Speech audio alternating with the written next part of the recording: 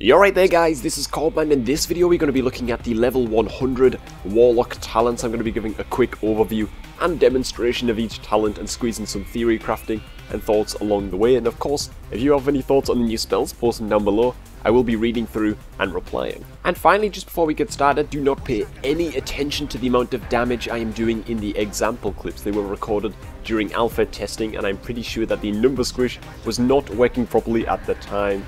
But anyways, other than that, let's get right into it. Working from left to right, Charred Remains is the first level 100 talent. Now, Charred Remains is a passive which reduces your incinerate and conflagrate damage by 60%. However, it causes them to generate 300% more burning embers. Speccing into this also allows our Chaos Bolts to be affected by fire and brimstone. The main result of Charred Remains is less sustainable damage in exchange for a ton of ember generation. You essentially trade away your basic damage to become an ember tap spamming, Chaos Bolt machine gunning psychopath. And while I was initially very skeptical about this talent, I will admit it does sound kind of fun. And perhaps it could even be viable as well, because in Warlords of Draenor, as we level up we gain perks to certain abilities which empower them, and in the case of Chaos Bolt, we get a 0.5 second reduced base cast time. With backdraft up and a pinch of haste, or maybe even stacking full haste, this talent might just be pretty awesome for spamming Chaos Bolts all day, if not in arenas, at least in battlegrounds and RBGs. Quickly covering the fire and brimstone Chaos Bolt feature, however,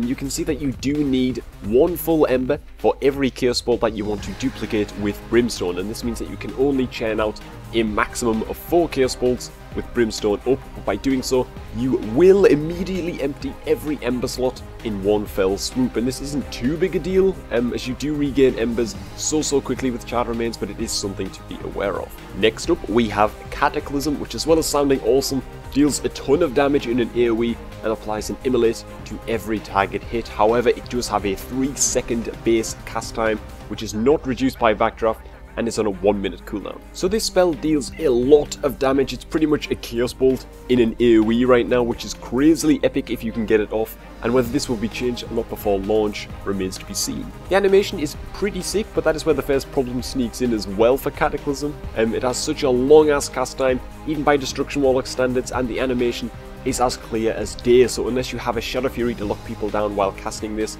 quest NPCs and even bots are going to be dodging this shit. So in summary, Cataclysm is very powerful, and it's going to be great if you can freecast a bit. However, it is going to be pretty much unlandable most of the time if you aren't specking Shadow Fury. Even using Havoc and Mortal Coil to horror 2 targets isn't going to work, as they will more than likely just get feared out of the AoE. And finally, Demonic Servitude allows you to control your Infernal and Doomguard summons as full-time pets, and this is also affected by Grimoire of Supremacy. If you spec into that and Servitude, you get to use the crazy meatball-headed Infernal instead. Now, what I wondered straight away with this was, what utility or unused spells will the Infernal and Doomguard have? Our Fell Hunter has a spell lock, our Succubus Seduction, so what are these guys going to get? And the answer, for the time being at least, is nothing. You get to control your Doomguard and Infernal full time, but they literally just auto-attack things for you.